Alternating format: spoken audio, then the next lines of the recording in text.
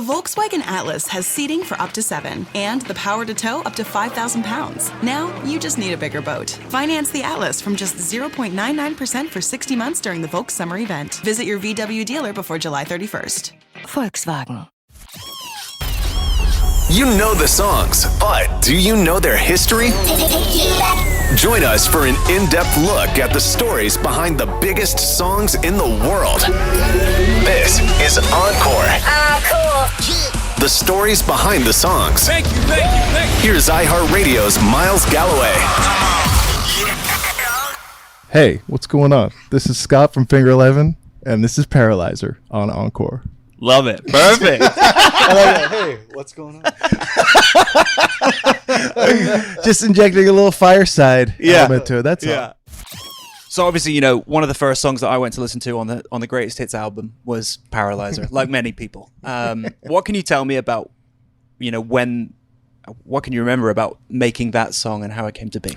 This is a good one. This is like, so we had a friend, his name was Chris, and he was taking a photography class, and he was looking for a subject to take pictures of. So we're like, oh, well, you know, I don't know, Tuesday, we're jamming. Why don't you come and take pictures?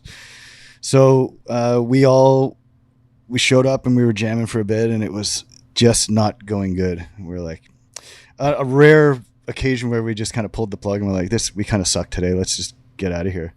So we packed all the gear up and we packed the car. And as we were about to leave, our buddy Chris came. He was like, where are you guys going? I thought we were going to do some pictures. So we're like, oh, shit. Okay. So we unpacked the car, we set up all the gear again, and we're posing for the pictures. And we were like, let's just make something so it's not so fake.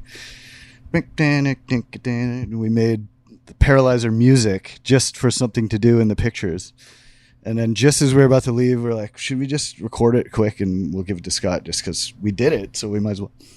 And then it was very soon after Scott was like, Right. I mean, in true lead singer fashion, I missed the rehearsal, and these guys came up with the music and they sent it to me, and I was like, okay, there's some sort of like disco rock thing happening.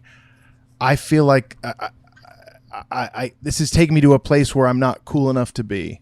That's what it feels like. It feels like, oh wow, I'm at a club and I can't wait to leave.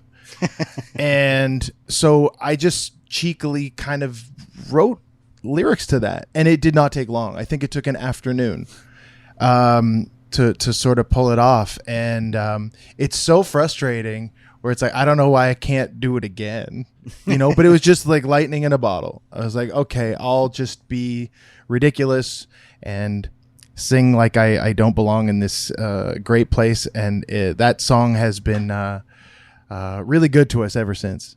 What can you tell me about the music video? What do you remember about filming the video for it?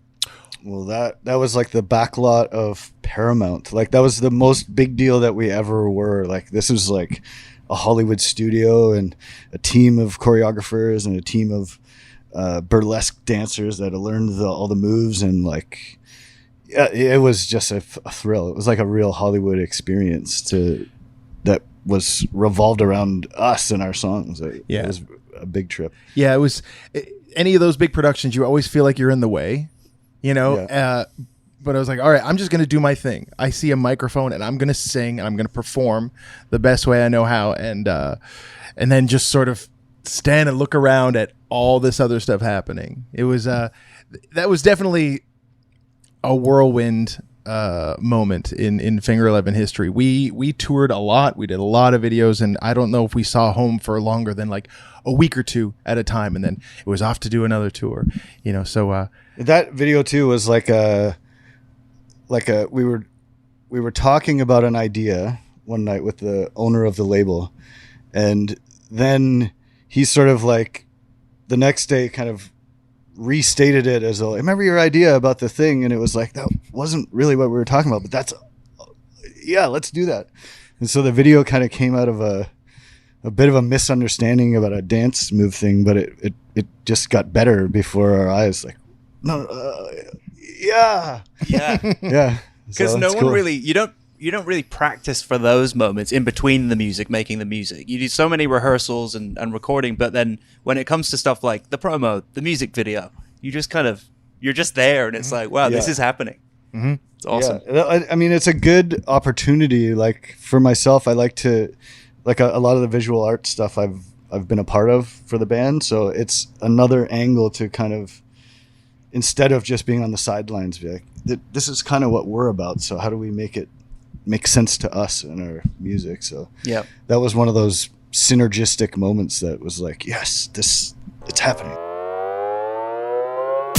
Encore is an iHeartRadio Canada podcast. Subscribe to this podcast on iHeartRadio or wherever you get your podcasts. Download the iHeartRadio app for more great podcasts just like these.